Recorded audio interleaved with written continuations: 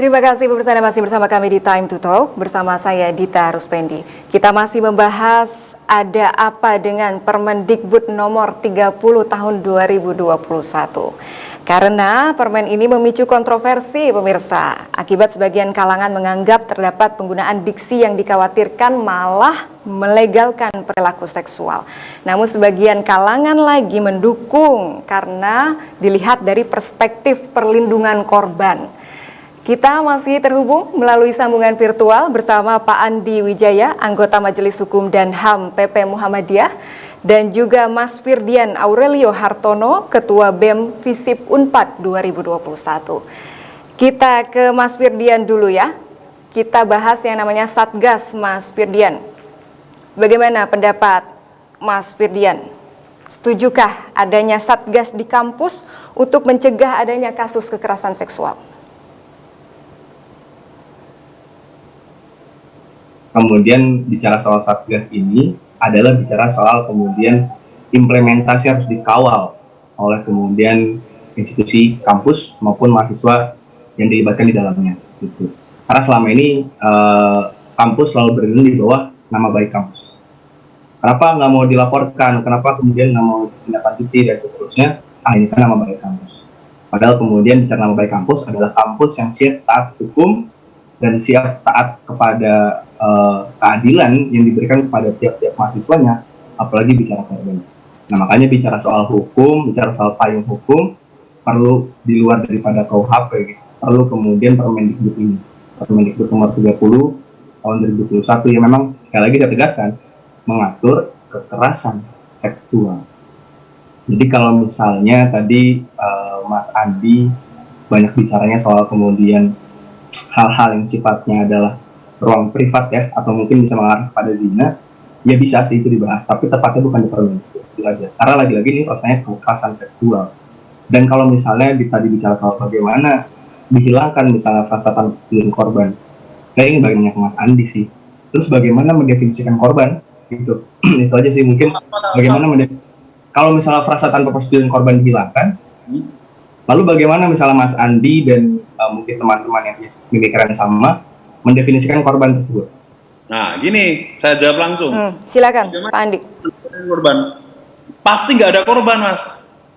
Pasti nggak ada korban, saya jamin. Kalau ada, saya yang bertanggung jawab. Nih, contohnya begini nih. Kekerasan seksual sebagaimana dimaksud pada ayat 1 meliputi ini ya, memperlihatkan alat kelaminnya dengan sengaja, titik. Jadi setiap orang yang memperlihatkan kelamin langsung dipidana, kan pasti nggak ada korban. Mau korbannya setuju, korbannya wah gue seneng nih lihat barang dia. Nah, itu mau kayak gitu pun langsung dipidana tuh yang memperlihatkan. Jadi saya jamin nggak ada korban karena ini sebenarnya mitigasi di awal lebih dulu, gitu loh. Jadi mau ada setuju mau enggak. Jadi ibaratnya tadi kalau narkoba itu masuk ya ke sebuah kos-kosan misalnya, nawarin mahasiswa langsung disikat sama pemilik kos.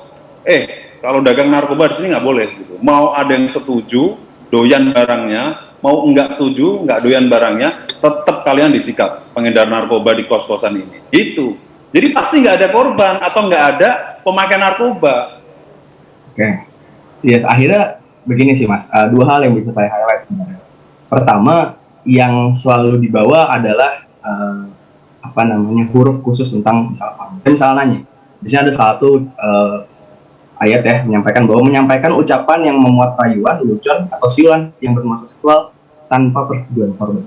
Kan bisa aja lagi bercanda gitu ya korban setuju. Tapi kan tanpa persetujuan korban kemudian jadi penegas bahwa kemudian ada korban dan ada pelaku.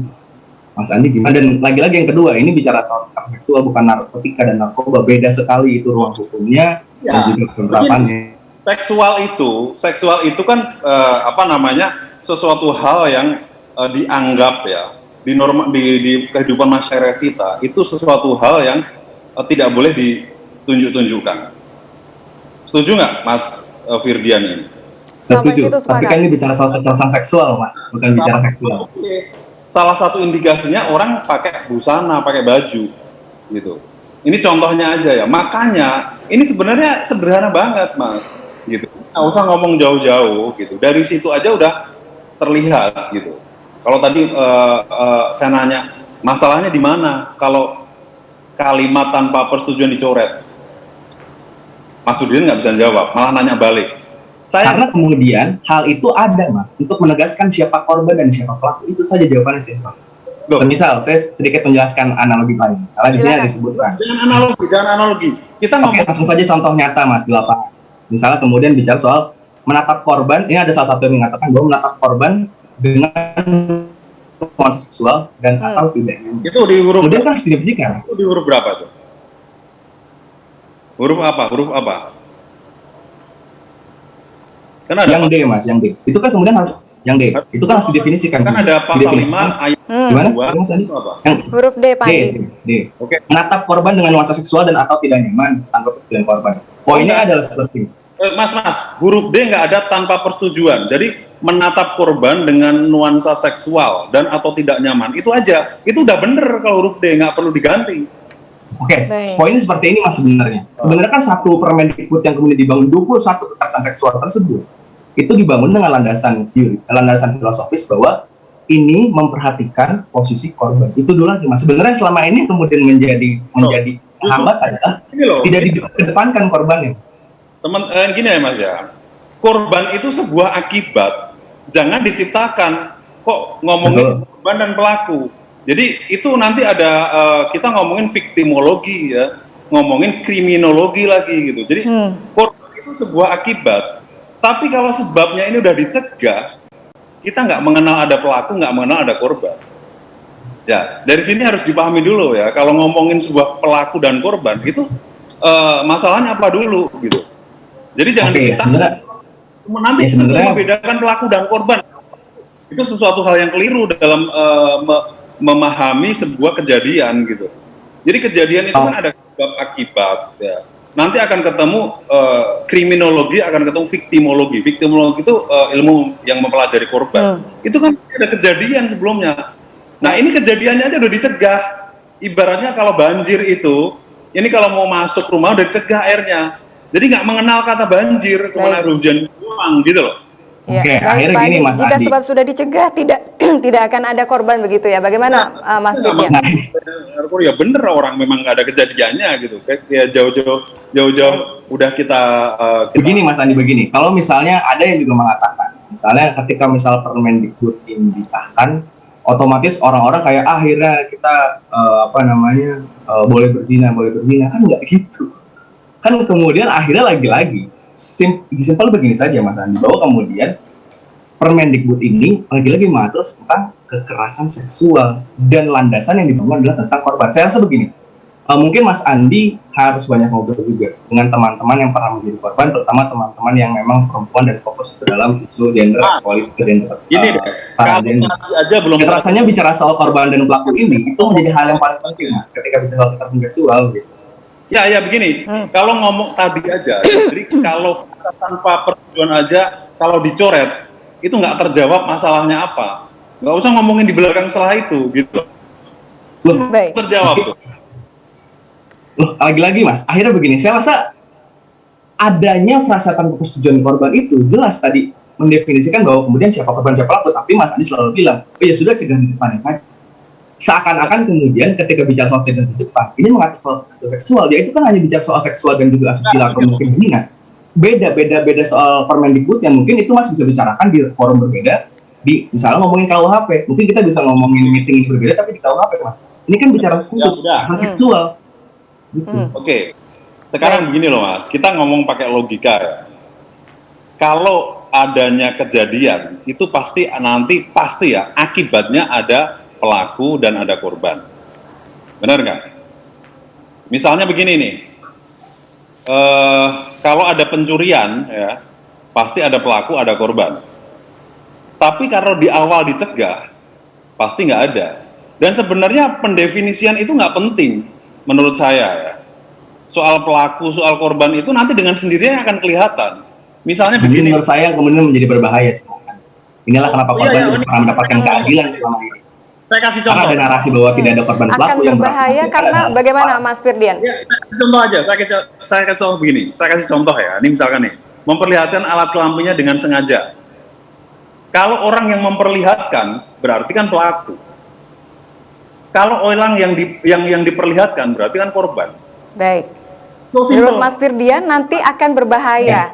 Ada di mana Mas Seperti Firdian ini ya, bahayanya? mungkin Mbak Dita, Misalkan konsen ini ini saya perlihatkan nih, ini botol aqua. Nah itu saya pelaku yang memperlihatkan, gitu. Tapi orang yang melihat, berarti dia korban. Cukup di Baik, situ. sederhananya seperti itu Pak Andi ya. Tapi akan Simpel berbeda jika bagaimana Mas Firdian? Oke, pertama gini, soal konsen sendiri ya, lagi-lagi konsen itu tidak hitam di atas putih, nggak tiba-tiba iya, nggak. Misalnya gini, kalau misalnya kemudian ada hubungan seksual di luar pernikahan gitu ya, antara kemudian yang di bawah umur dan kemudian sudah lebih dewasa, sama-sama suka nih, apakah boleh? Kan ada aturan yang mengatur bahwa kemudian ada umur, batasan umur, kemudian bicara soal hubungan seksual. Konsen sendiri, saya bisa ambil minimal 5 saja dari berbagai hal yang kemudian kami pelajari. Satu, perlu adanya kesadaran tanpa manipulasi dan tanpa adanya tekanan. Kedua, dapat ditarik kembali. Ketiga, diberikan setelah diinformasikan secara benar dan lengkap. Keempat, diberikan dengan antusias. Kelima, diberikan secara spesifik terhadap satu tindakan yang kemudian tidak bisa diberikan tindakan lain, gitu. Dan rasanya, saya rasa akhirnya di sini yang dibicarakan lagi-lagi tentang kekerasan seksual, gitu. Misalnya gini, tentang bullying aja ya, misalnya. Saya rasa yang paling dekat ini bullying lah. Kalau narkotika dan narkoba itu beda analogi. Saya rasa yang paling dekat contohnya adalah kemudian bullying. Mas, saya mau nanya begini. Seandainya kejadian di Riau, itu mahasiswanya mau, berarti boleh? Bagaimana, Mas? Kan di Riau itu, kan mahasiswa lagi bimbingan. Ya. Dosennya kan lakukan pelecehan tuh. Oke. Kalau mahasiswinya mau, berarti boleh? Itu kan ada kode etik yang mengatur, Mas Andi. Yang kita bicarakan soal kekerasan seksual nih. Kan ada norma seperti ini misalnya. Tidak pernah ada undang-undang atau misalnya permen yang mengatur tentang tidak boleh BAB di tengah-tengah restoran. Tapi pernah nggak ada orang kayak gitu? Kan bangsa kita bangsa yang beragam. Maka kemudian nggak tiba-tiba ketika misalnya aturannya dihilangkan misalnya ada, sama dengan boleh. Balik ya.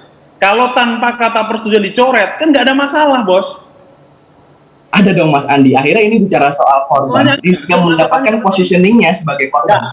Masalahnya apa coba?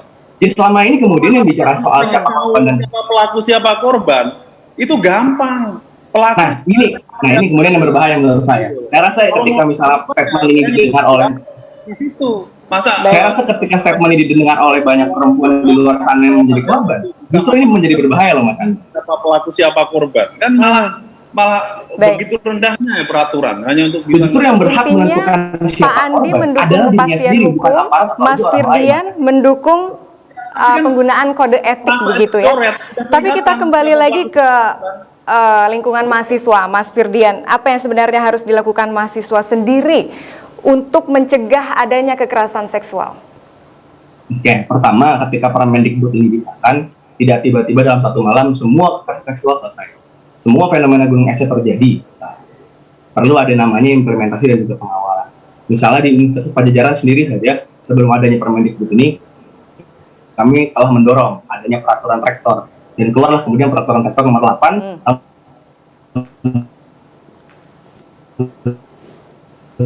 2020. Tapi kemudian, karena kemudian kalau misalnya kita bicara soal peraturan misalnya yang menyangkut soal pendidikan atau kemudian soal akreditasi, mungkin nggak perlu banyak melibatkan orang-orang yang memang spesifik langsung. Nggak perlu melibatkan mahasiswa misalnya, libatkan saja dosen dan juga tenaga pendidik lain. Tapi ketika bicara soal kekerasan seksual, yang paling pertama harus dikedepankan adalah mereka yang kemudian rentan, misalnya perempuan, dan juga kemudian mereka yang selama ini menjadi korban kekerasan seksual, baik laki-laki atau perempuan. Nah, oleh karenanya implementasi ini perlu dikawal dalam bentuk apa? Misalnya Satgas tadi, Satgas ini kemudian harus mengatur soal pencegahan. Pencegahan itu bicara apa? Soal kurikulum misalnya, soal alur yang jelas misalnya, soal sanksi yang tegas misalnya, dan penanganan. Penanganan ini bicara soal apa? Bicara soal kemudian bagaimana cara mendampingi korban dan bagaimana cara kemudian memberikan hukuman kepada pelaku. Nah, nanti baru kemudian bicara soal penindakan, bicara soal sanksi dan seterusnya. Tapi yang jelas dalam beberapa kasus gini misalnya, beda ya sama pencurian misalnya gini. Kalau ada pencurian, mungkin nggak perlu orangnya merasa takut untuk dibuka. Oh, dompet saya dicuri sama dia. Tolong dong hukum. Dan tolong mungkin balikin dompetnya ke dia. Nggak perlu kayak gitu. Tapi yang ada namanya di dalam kasus itu adalah PTSD kan. Post traumatic gitu.